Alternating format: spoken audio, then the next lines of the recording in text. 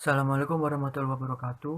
Kami dari kelompok 6 yang beranggotakan Dinda Rahmatur M dengan NIM 370, lalu ada Felicitas Wilda dengan NIM 377, lalu ada Melania Dwi P dengan NIM 385, lalu ada Adinda Oktaviana S dengan NIM 393, lalu ada saya sendiri Muhammad Hafid Anizar M dengan NIM 726. Kami akan menjelaskan tentang materi menilai resiko dan salah saji material. Materialitas. Materialitas dalam konteks audit. Kerangka pelaporan keuangan seringkali membahas materialitas dalam konteks penyusunan dan penyajian laporan keuangan. Walaupun kerangka pelaporan keuangan mungkin membahas materialitas dengan menggunakan istilah yang berbeda-beda, kerangka-kerangka tersebut secara umum menjelaskan bahwa kesalahan penyajian, termasuk penghilangan, dianggap material bila kesalahan penyajian tersebut secara individual atau agregat diperkirakan dapat memengaruhi keputusan ekonomi yang diambil berdasarkan laporan keuangan oleh pengguna laporan keuangan tersebut.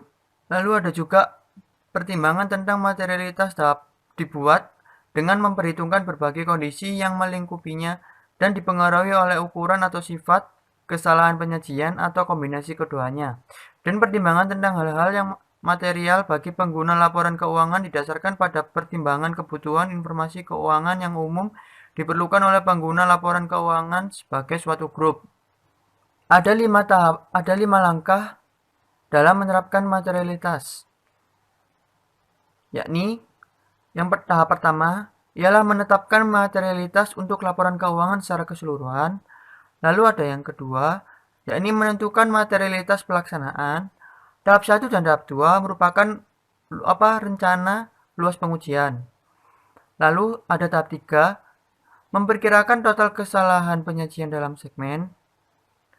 Lalu yang keempat ada memperkirakan keseluruhan kesalahan penyajian. Lalu yang kelima ialah membandingkan taksiran keseluruhan dengan kebijakan awal materialitas.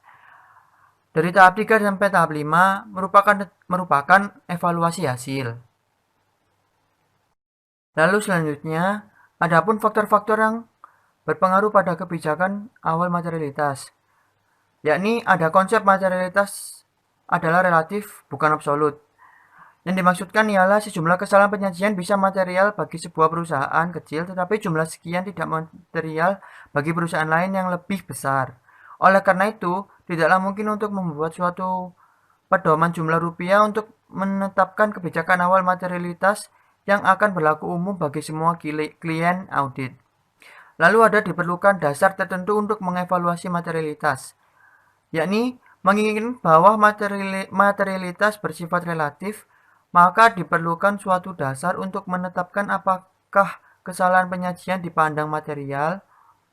Lalu laba bersih sebelum pajak sering digunakan sebagai dasar utama untuk menentukan apa yang material bagi perusahaan yang berorientasi laba. Karena laba bersih sebelum pajak merupakan hal yang penting bagi para pengguna laporan. Lalu ada juga faktor kualitatif juga mempengaruhi materialitas, yakni kesalahan penyajian yang menyangkut kecurangan atau fraud dipandang lebih serius daripada kekeliruan tidak disengaja walaupun jumlah rupiahnya sama, karena kecurangan mencerminkan ketidakjujuran dan keandalan manajemen atau orang-orang lain yang terlibat. Lalu ada juga kesalahan penyajian yang jumlah rupiahnya kecil, bisa menjadi material apabila terkait dengan kewajiban kontraktual. Lalu ada kesalahan penyajian yang kelihatannya tidak material, bisa menjadi material apabila kesalahan penyajian tersebut mempengaruhi tren laba. Lalu ada penggunaan tolak ukur dalam menentukan materialitas untuk laporan keuangan secara keseluruhan. Faktor-faktor yang dapat mempengaruhi proses identifikasi suatu tolak ukur yang tepat, yakni mencakup yang pertama ialah unsur-unsur laporan keuangan. Sebagai contohnya itu aset, liabilitas, ekuitas, pendapatan, dan beban. Ada yakni unsur-unsur yang menjadi perhatian khusus para pengguna laporan keuangan suatu entitas. Lalu yang ketiga ada sifat entitas, posisi entitas dalam siklus hidupnya dan industri serta lingkungan ekonomi yang di dalamnya entitas tersebut beroperasi. Lalu ada struktur kepemilikan dan pendanaan entitas. Lalu ada fluktuasi relatif tolak ukur tersebut. Sekian dari saya. Assalamualaikum warahmatullahi wabarakatuh. Terima kasih atas kesempatannya. Nama saya Dinda Ahmadur dengan NIM 370. Di sini saya mempresentasikan mengenai tahapan dalam penentuan materialitas, yaitu pada tahap kedua. Di sini menentukan materialitas pelaksanaan. Pengertian materialitas pelaksanaan menurut standar audit 320.9 yaitu suatu jumlah yang ditetapkan oleh auditor pada tingkat yang lebih rendah daripada materialitas untuk laporan keuangan secara keseluruhan. Untuk mengurangi tingkat rendah yang semestinya, kemungkinan kesalahan penyajian yang tidak dikoreksi dan tidak terdeteksi secara agregat, melebihi materialitas untuk laporan keuangan secara keseluruhan. Adapun tujuan dalam menentukan materialitas pelaksanaan yaitu menentukan bukti audit yang tepat yang harus diperoleh untuk setiap akun dengan biaya serendah mungkin tanpa mengorbankan kualitas audit. Dalam proses menentukan materialitas pelaksanaan disebut juga dengan proses pengalokasian pertimbangan awal materialitas. Dalam proses ini melakukan pengalokasian akun-akun pada salah satu jenis laporan saja, antara neraca atau laba rugi, agar tidak terjadi perhitungan ganda. Kebanyakan prosedur audit berfokus pada akun-akun neraca, maka materialitas harus dialokasikan hanya pada akun-akun neraca. Sebagai contoh, jika total pertimbangan awal tentang materialitas sebesar 2 juta dan audit menetapkan pengalokasian ke piutang sebesar 1 juta, maka hal ini berarti audit memandang bahwa piutang tersaji secara wajar apabila kesalahan penyajian dari piutang tidak lebih dari 1 juta. Nah, itulah yang disebut dengan materialitas pelaksanaan. Adapun selama proses ini audit akan menghadapi beberapa masalah, yaitu seperti auditor menduga akun-akun tertentu memiliki lebih banyak kesalahan penyajian daripada lainnya. Yang kedua, baik lebih saji maupun kurang saji harus dipertimbangkan. Yang ketiga, gaya audit terkait mempengaruhi pengalokasian. Berikut contoh pengalokasian pada PT ABC yang dilakukan oleh auditor senior. Nah, di sini merupakan tingkat materialitas pelaksanaan pada PT ABC. Nah, pada pengalokasian materialitas, kantor Santoso dan rekan menerapkan ketentuan sebagai berikut. Yang pertama, kesalahan penyajian setiap akun tidak boleh lebih dari 60% dari kebijakan awal 442.000 atau maksimal yaitu 256.000. Yang kedua, total seluruh kesalahan penyajian bisa ditoleransi tidak lebih dari 2 kali kebijakan awal atau maksimal 884.000.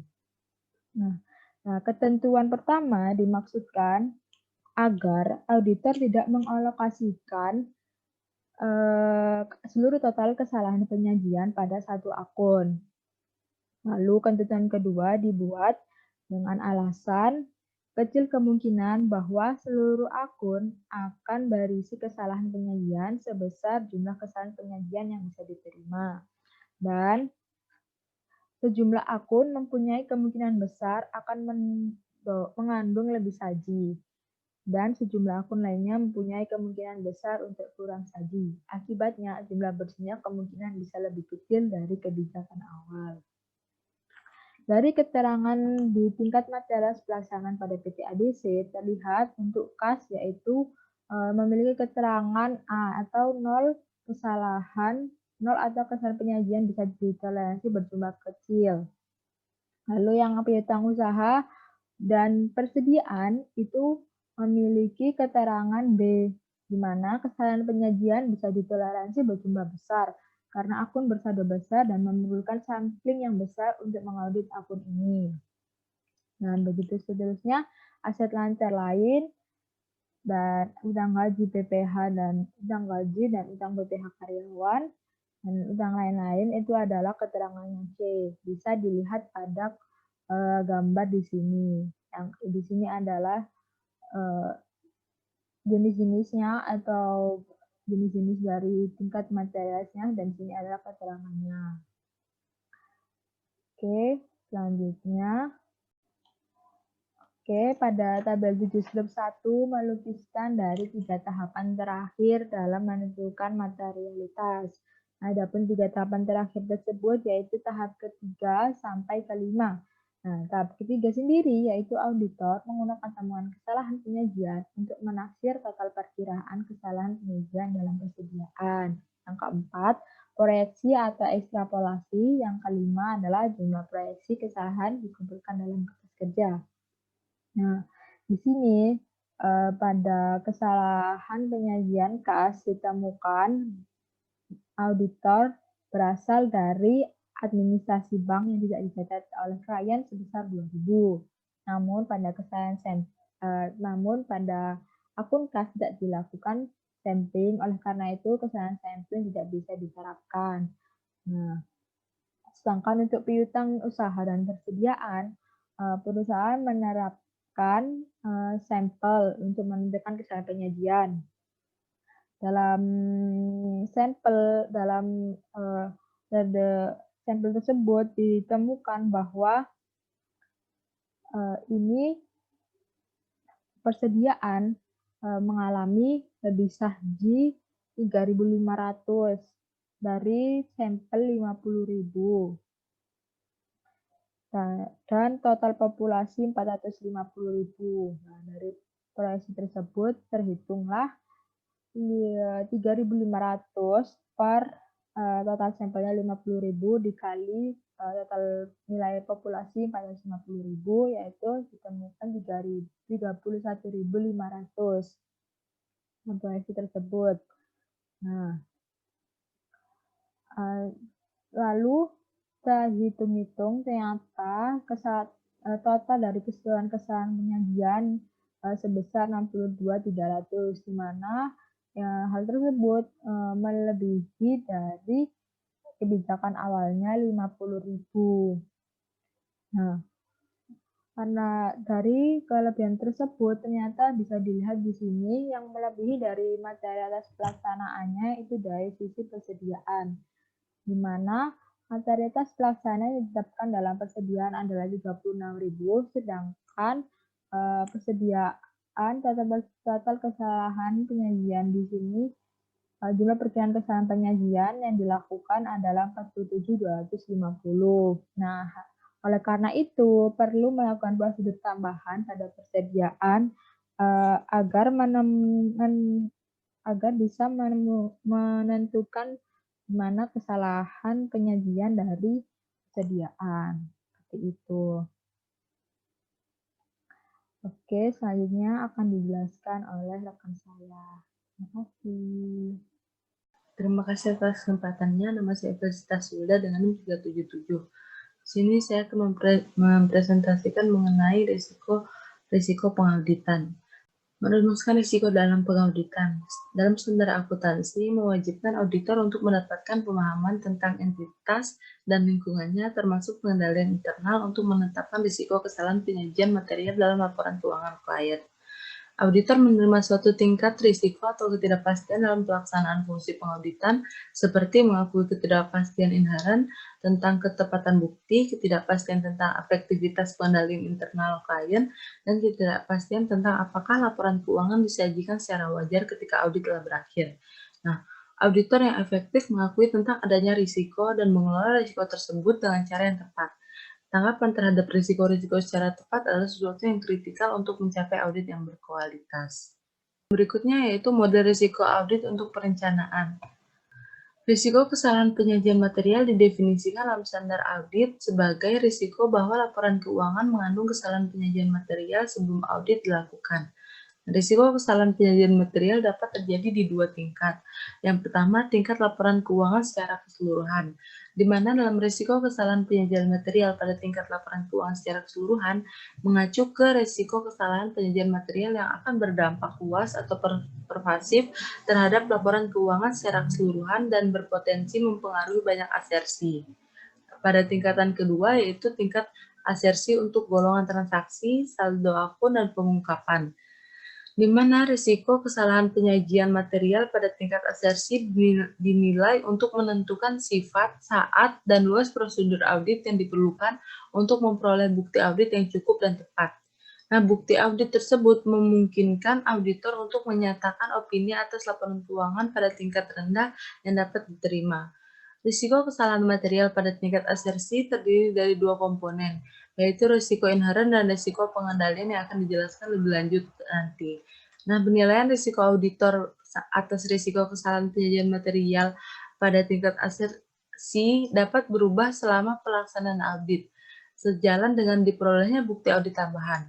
Dalam kondisi ketika auditor memperoleh bukti audit nanti dari prosedur audit lanjutan, atau ketika informasi yang baru diperoleh.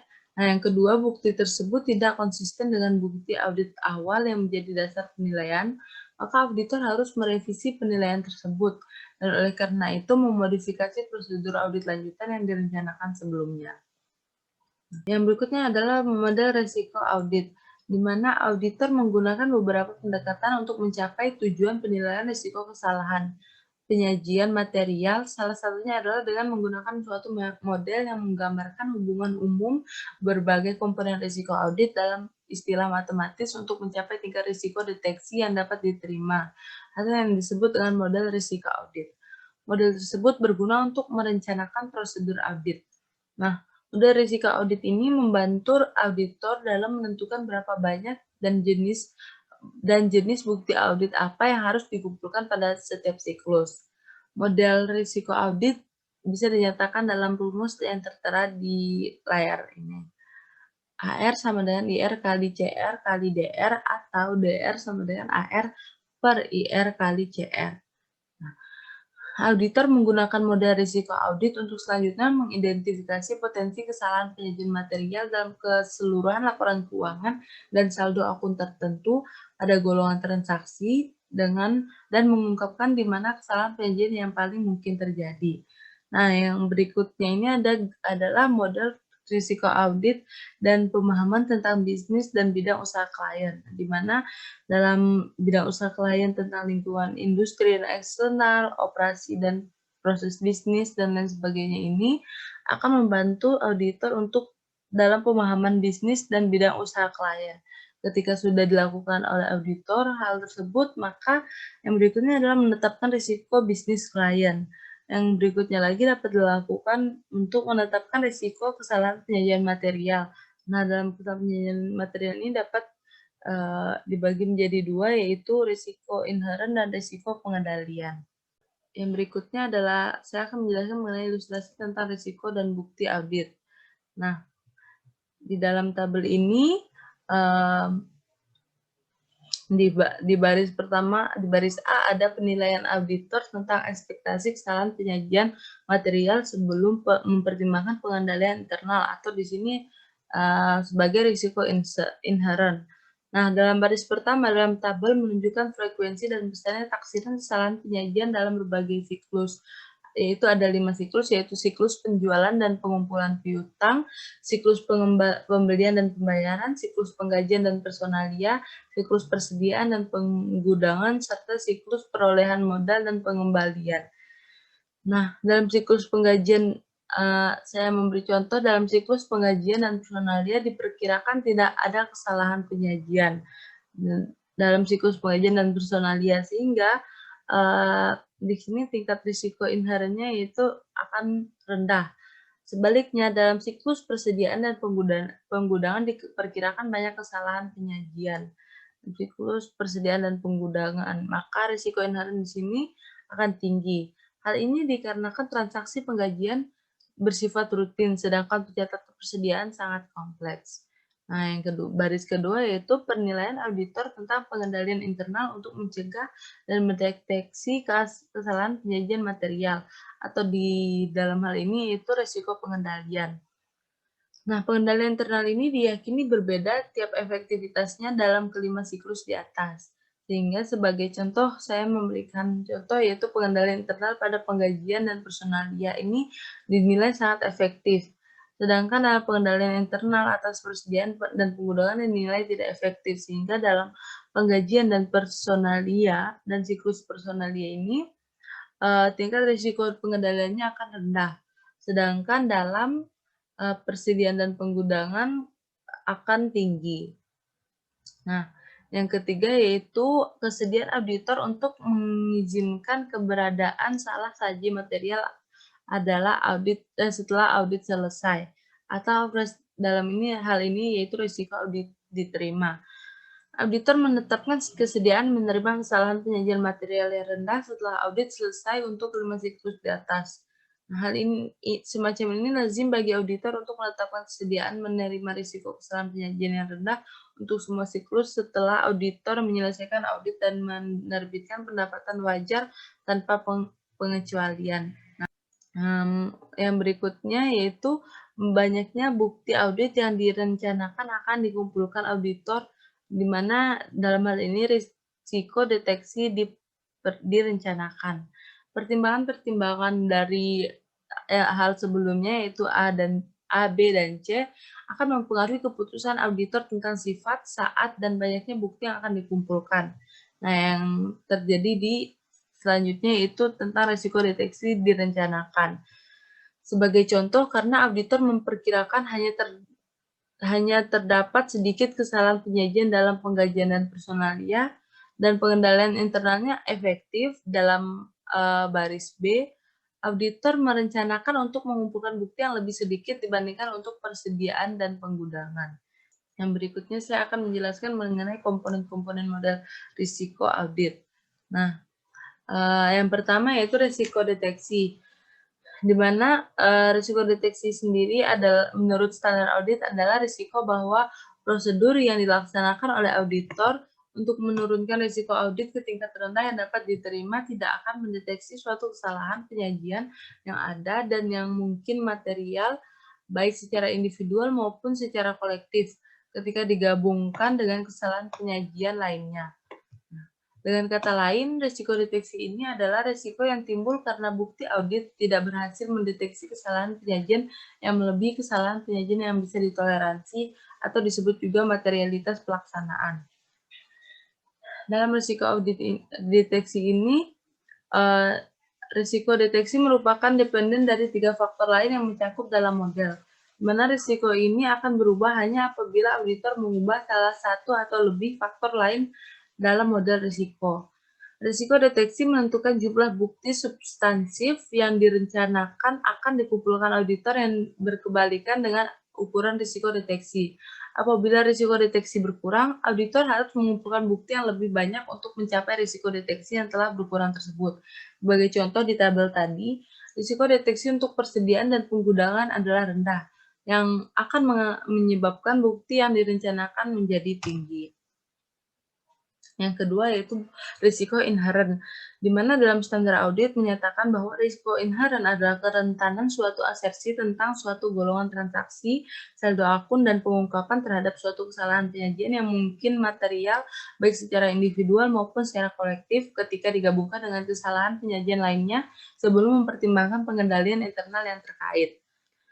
Dengan kata lain, risiko inherent adalah penilaian auditor mengenai kemungkinan adanya kesalahan penyajian material yang disebabkan karena kekeliruan atau kecurangan sebelum mempertimbangkan efektivitas pengendalian internal.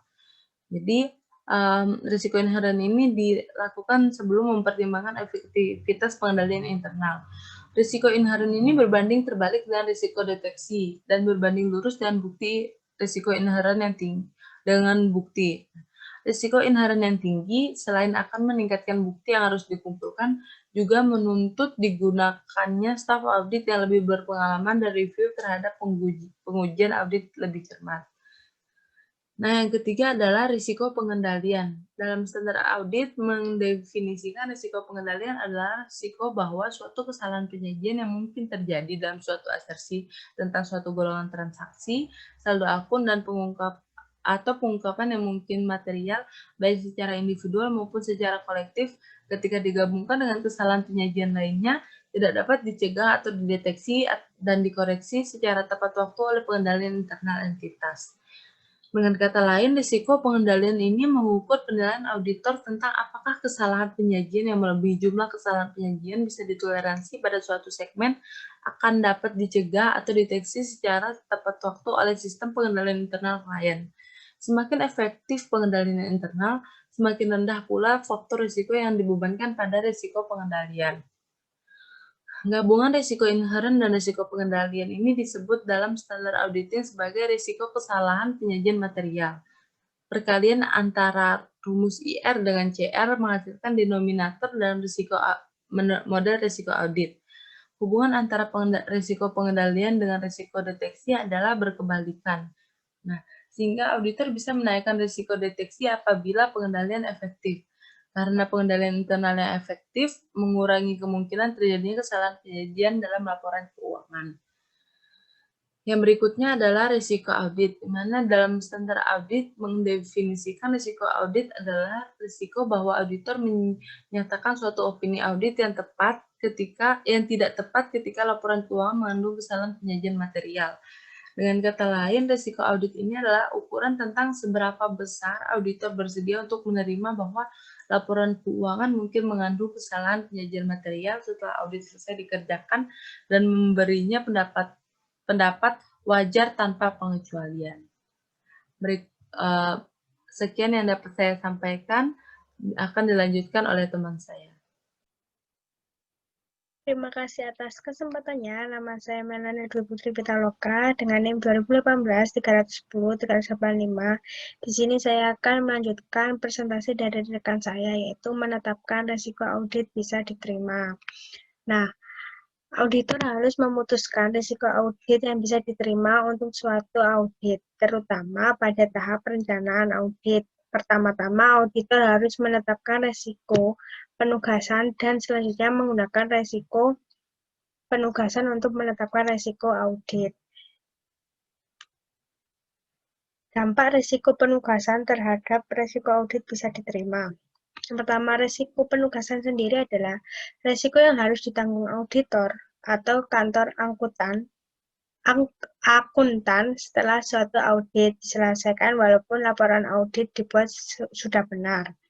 Nah, sebagai contohnya, apabila klien dinyatakan bangkrut oleh pengadilan setelah perusahaan tersebut diaudit, kemungkinan besar kantor akuntan akan dituntut meskipun audit yang dilakukan auditor telah dilaksanakan dengan baik. Nah, di sini ada dua para penentang, yaitu para penentang berargumentasi bahwa auditor tidak memberi pendapat audit untuk berbagai tingkat keyakinan sehingga kurang adanya risiko penugasan. Yang kedua, yaitu para pendukung berargumentasi bahwa auditor yang seyogianya mengumpulkan bukti tambahan, menugaskan auditor yang lebih berpengalaman, dan mereview audit yang lebih cermat. Selanjutnya, ada faktor-faktor yang mempengaruhi risiko audit bisa diterima. Yang pertama, seberapa jauh pengguna laporan eksternal mengandalkan laporan keuangan auditan. Kemungkinan klien mengalami kesulitan keuangan setelah laporan audit diterbitkan. Yang ketiga, integritas manajemen. Dari yang pertama, faktor pertama, seberapa jauh pengguna laporan eksternal mengandalkan laporan keuangan auditan. Nah, ukuran entitas ini tuh indikatornya ada ukuran entitas, distribusi kepemilikan, sifat dan jumlah kewajiban. Nah, ukuran entitas sendiri ini semakin besar entitas yang diaudit, semakin besar pula kemungkinan laporan digunakan. Nah, entitas ini diukur dengan total aset atau pendapatan. Yang kedua, distribusi kepemilikan, yaitu laporan keuangan entitas publik, biasanya lebih banyak yang memakai dibandingkan dengan entitas tertutup. Yang ketiga, sifat dan jumlah kewajiban. Nah, apabila laporan berisi jumlah utang yang besar, laporan tersebut kemungkinan besar akan banyak digunakan oleh para kreditur. Selanjutnya, faktor kedua yaitu kemungkinan klien mengalami kesulitan keuangan setelah laporan audit diterbitkan. Indikatornya ada 5. Yang pertama, posisi likuiditas, yaitu apabila klien sering mengalami kekurangan kas dan modal kerja, hal itu terjadi karena kesulitan membayar utang di masa depan. Yang kedua, laba atau rugi tahun-tahun lalu, kemungkinan terjadi solvabilitas.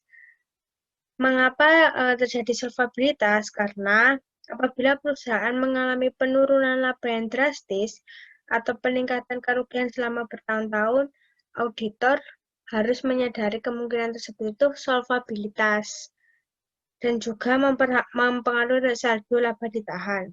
Untuk metode pendanaan yaitu harus menilai apakah ini aset tetap didanai oleh pinjaman jangka pendek atau panjang. Maksudnya, semakin besar ketergantungan klien pada pinjaman untuk memenuhi kebutuhan dananya, semakin besar pula risiko terjadinya kesulitan keuangan apabila keberhasilan operasi perusahaan menurun.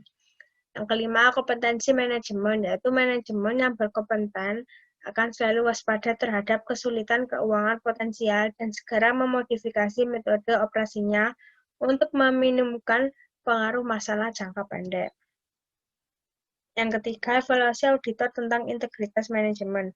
Indikatornya seringnya terjadi ketidaksepemahaman dengan auditor di masa lalu atau dengan pihak luar. Perputaran personil keuangan dan personil auditor internal sering juga terjadi konflik dengan serikat pekerja, bisa juga menjadi indikasi adanya masalah integritas.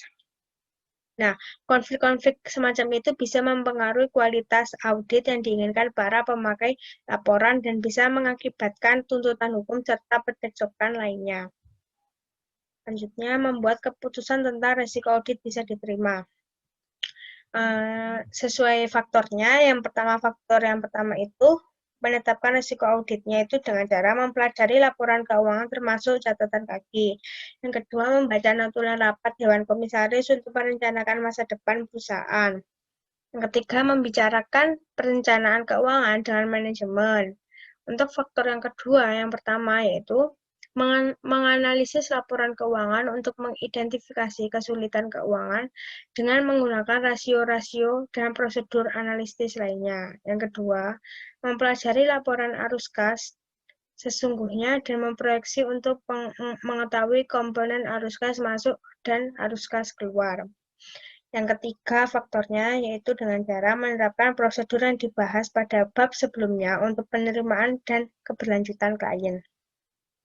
Di sini menilai resiko inherent, ada sifat bisnis klien, hasil audit periode sebelumnya, penugasan baru, pihak-pihak yang berrelasi, faktor-faktor yang berhubungan dengan kecurangan laporan, pembentuk populasi, penyalahgunaan aset, transaksi non-rutin, pertimbangan yang diperlukan untuk mencatat saldo akun, dan transaksi dengan benar. Nah, di sini saya akan menjelaskan tentang yang pertama itu sifat bisnis klien, yaitu resiko inherent untuk tertentu dipengaruhi oleh sifat bisnis klien. Nah,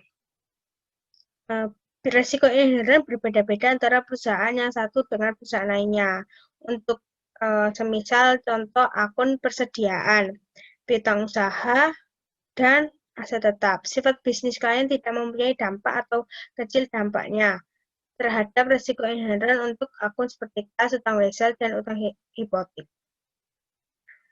Selanjutnya, hasil dari audit sebelumnya. Nah, kesalahan penyajian yang ditemukan dalam audit tahun ini sebelumnya memiliki kemungkinan besar untuk terjadi lagi dalam audit tahun ini. Karena banyak tipe kesalahan penyajian yang sifatnya sistematik dan organisasi seringkali lambat melakukan perubahan untuk meniadakan kesalahan penyajian seperti itu. Selanjutnya, penugasan baru. Auditor mendapat pengalaman dan pengetahuan tentang kemungkinan terjadinya kesalahan penyajian setelah mengaudit klien selama beberapa tahun. Apabila tidak ada hasil audit tahun lalu, sebagian besar auditor akan menilai risiko inherent yang tinggi pada audit yang pertama kali dilakukan dibandingkan dengan penugasan ulangan. Pada waktu lalu, tidak ditemukan kesalahan penyajian material. Yang ketiga ada ke pihak-pihak yang berrelasi, yaitu contohnya itu pihak-pihak yang berrelasi itu antara transaksi antara perusahaan induk dengan perusahaan anak dan antara manajemen dengan entitas perusahaan. Selanjutnya, faktor-faktor yang berhubungan dengan kecurangan pelaporan keuangan dan penyalahgunaan aset.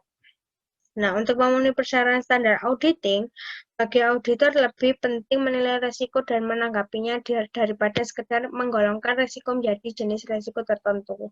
Dengan alasan ini, banyak kantor akuntan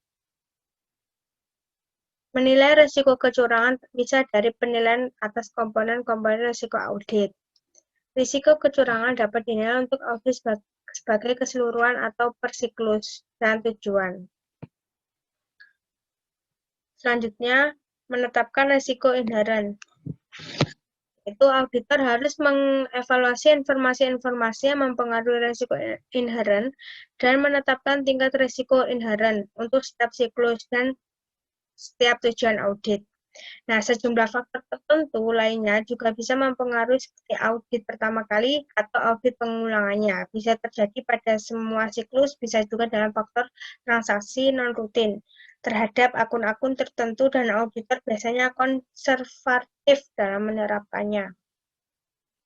Untuk mendapatkan informasi untuk menetapkan risiko inheren, yaitu auditor memulai menetapkan risiko inheren pada tahap perencanaan dan memutakhirkan penetapan tersebut selama audit berlangsung. Dan faktornya adalah hasil audit tahun lalu dan transaksi non-rutin telah dibahas secara terpisah untuk membantu menilai risiko inheren. Selanjutnya yaitu hubungan antara risiko dengan bukti dan faktor-faktor yang mempengaruhi risiko. Yang pertama, penugasan yang lebih berpengalaman. Nah, kantor akuntan itu akan menunjuk staf yang berkualitas untuk setiap penugasan. Untuk klien dengan risiko audit bisa diterima yang rendah, diperlukan staf yang lebih berpengalaman dengan penekanan pada pentingnya skeptisisme profesional. Yang kedua, transaksi-transaksi non-rutin. Nah, transaksi non-rutin ini biasanya terjadi kemungkinan besar dicatat secara salah perbandingan dengan transaksi rutin. Nah, sebagai contohnya pencatatan transaksi kerugian karena kebakaran, properti berjumlah besar, dan lain sebagainya. Dengan mengetahui bisnis klien dan mereview notulen rapat, auditor akan dapat menilai konsekuensi dari transaksi non-rutin. Selanjutnya, pertimbangan untuk mencatat saldo akun.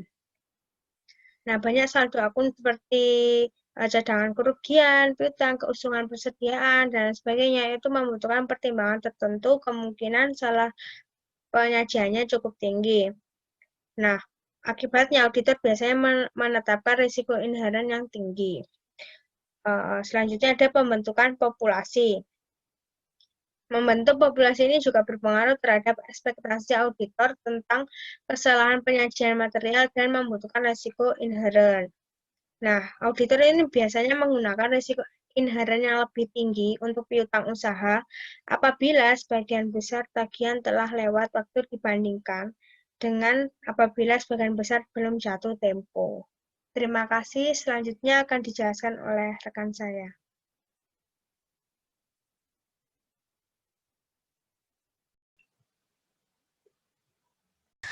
Oke, terima kasih atas kesempatannya. Nama saya Dinda Oktaviana dengan NIM 2018-310393. Di sini saya akan melanjutkan presentasi dari rekan saya mengenai hubungan antara risiko dengan bukti dan faktor-faktor yang mempengaruhi risiko. Di sini terlihat gambar hubungan antara faktor yang mempengaruhi risiko dan risiko dengan bukti direncanakan. Nah, di sini ada huruf L dan K, di mana menunjukkan hubungan antara risiko audit yang bisa diterima dengan bukti audit. Yang pertama adalah risiko audit bisa diterima. Ya, ini berhubungan langsung dengan risiko deteksi yang direncanakan. Kemudian berhubungan kebalikan dengan bukti audit direncanakan. Yang dimaksud adalah misalkan risiko audit bisa diterima ini mengalami kenaikan, maka risiko deteksi yang direncanakan juga akan mengalami kenaikan. Kebalikannya, ketika risiko audit bisa diterima mengalami kenaikan, maka bukti audit yang direncanakan akan mengalami penurunan. Kemudian ada dua cara auditor dalam mengubah atau memodifikasi bukti audit untuk menanggapi risiko. Yang pertama adalah penugasan mungkin membutuhkan staf yang lebih berpengalaman. Untuk klien dengan risiko audit bisa diterima yang rendah, diperlukan staf yang lebih berpengalaman dengan penekanan pada pentingnya skeptisisme profesional. Kemudian yang kedua adalah penggunaan harus direview lebih cermat. Apabila risiko audit bisa diterima rendah, diperlukan review yang lebih cermat dan seksama, termasuk dengan review oleh orang yang tidak terlibat dalam penugasan. Kemudian apabila risiko kesalahan penyajian tinggi untuk akun-akun tertentu, maka reviewer harus memberi waktu yang lebih banyak untuk memastikan bahwa bukti sudah tepat dan dievaluasi dengan benar. Kemudian di sini ada risiko audit per segmen. Yang pertama itu ada risiko inherent dan risiko pengendalian. Risiko inherent dan risiko pengendalian ini tidak ditetapkan untuk audit sebagai keseluruhan, melainkan ditetapkan untuk setiap siklus, setiap akun dalam suatu siklus, bahkan terkadang setiap tujuan audit pada suatu akun. Sebagai contoh, pengendalian internal untuk persediaan mungkin lebih efektif dibandingkan dengan pengendalian untuk aset tetap. Kemudian faktor-faktor yang pengaruh risiko inherent seperti misalnya ketentuan terhadap penyalahgunaan aset dan transaksi rutin juga bisa berbeda dengan akun yang satu dengan akun yang lainnya. Oleh sebab itu, merupakan hal yang normal apabila risiko inherent berbeda untuk berbagai akun pada audit yang sama. Kemudian risiko audit bisa diterima. Biasanya ditetapkan oleh auditor pada tahap perencanaan dan tidak bisa berubah untuk setiap siklus dan akun. Karena faktor yang mempengaruhi berkaitan dengan keseluruhan audit, bukan untuk akun individual. Contohnya, luasnya penggunaan laporan keuangan auditan oleh pengguna eksternal bisa menyangkut laporan keuangan sebagai keseluruhan, bukan hanya pada satu akun atau dua akun saja. Yang terakhir adalah risiko deteksi. Risiko deteksi ini direncanakan dan bukti auditnya diperlukan untuk berbeda. Bukti audit yang diperlukan berbeda untuk setiap akun atau setiap tujuan. Contohnya, persediaan biasanya akan membutuhkan pengujian yang lebih banyak dibandingkan dengan piutang. Nah, persediaan biasanya akan membutuhkan pengujian lebih banyak ketika pengendalian internalnya lemah dan auditor harus khawatir dengan keusangan persediaan yang ditimbulkan oleh perubahan teknologi dalam bidang usaha yang bersangkutan. Kemudian adalah mengaitkan materialitas pelaksanaan atau kesalahan penyajian yang bisa ditoleransi dan risiko dengan tujuan audit. Dalam praktiknya, lazim untuk menetapkan risiko inherent dan risiko pengendalian untuk setiap tujuan audit saldo akun. Namun, tidak lazim untuk mengalokasikan materialitas pada tujuan-tujuan tersebut. Akan lebih efektif apabila auditor menggunakan risiko yang berbeda untuk tujuan yang berbeda. Contohnya, keusangan dalam persediaan kemungkinan besar hanya akan berpengaruh terhadap nilai realisasi bersih. Kemudian, di sini adalah keterbatasan pengukuran. Keterbatasan yang paling besar dalam penerapan model risiko audit adalah adanya kesulitan dalam pengukuran komponen-komponen dalam model. Di samping kerja keras auditor dalam membuat perencanaan audit, penetapan risiko audit bisa diterima, risiko inherent, risiko pengendalian, dan risiko deteksi direncanakan itu secara subjektif dan hanya merupakan perkiraan pada model yang tadi. Nah, banyak auditor yang menggunakan pengukuran subjektif yang dinyatakan dengan istilah seperti rendah, medium, dan tinggi. Nah, pada contoh di sini, di slide ini, tabel 7-4, di sini ada risiko audit bisa diterima, risiko inherent, risiko pengendalian, risiko deteksi, dan jumlah bukti yang diperlukan. Ini adalah hubungan antara risiko dengan bukti. Jadi ketika risiko audit bisa diterima itu tinggi, kemudian risiko inherentnya rendah, dan risiko pengendalian rendah, risiko deteksinya tinggi, maka jumlah bukti yang diperlukan itu akan rendah. Begitu juga dengan nomor urut 2, 3, dan 4, dan 5. Selanjutnya adalah hubungan antara risiko dan materialitas dengan bukti audit. Konsep materialitas dan risiko dalam pengauditan berhubungan erat satu sama lain dan tidak bisa dipisahkan. Risiko adalah pengukuran ketidakpastian, sedangkan materialitas pengukuran besarnya atau ukurannya. Apabila keduanya digabungkan, akan mengukur besaran ketidakpastian dari suatu jumlah tertentu. Nah, di sini ada gambar hubungan antara kesalahan penyajian bisa ditoleransi dan risiko dengan bukti direncanakan. Nah, untuk huruf L sama seperti yang tadi itu berhubungan langsung, sementara huruf K itu hubungan kebalikan. Nah, jika risiko audit bisa diterimanya itu tinggi, maka risiko deteksi direncanakan rendah. Nah, dalam gambar ini terlihat bahwa kesalahan penyajian bisa ditoleransi tidak mempengaruhi satupun dari keempat risiko, dan risiko tidak mempunyai pengaruh terhadap kesalahan penyajian yang dapat ditoleransi. Namun secara bersamaan, keduanya menentukan bukti yang direncanakan. Nah, di sini ada kesalahan penyajian bisa ditoleransi. Ini berhubungan kebalikan terhadap bukti audit yang direncanakan. Jadi ketika kesalahan penyajian bisa ditoleransinya ini tinggi, maka bukti audit yang direncanakan ini akan rendah. Nah, yang selanjutnya ada merevisi penilaian bukti. Pada SA 315 menegaskan bahwa penilaian risiko auditor atas risiko kesalahan penyajian material dapat berubah selama pelaksanaan audit sejalan dengan diperolehnya bukti audit tambahan dalam kondisi pertama auditor memperoleh bukti auditor dari pelaksanaan prosedur audit lanjutan atau ketika informasi baru diperoleh.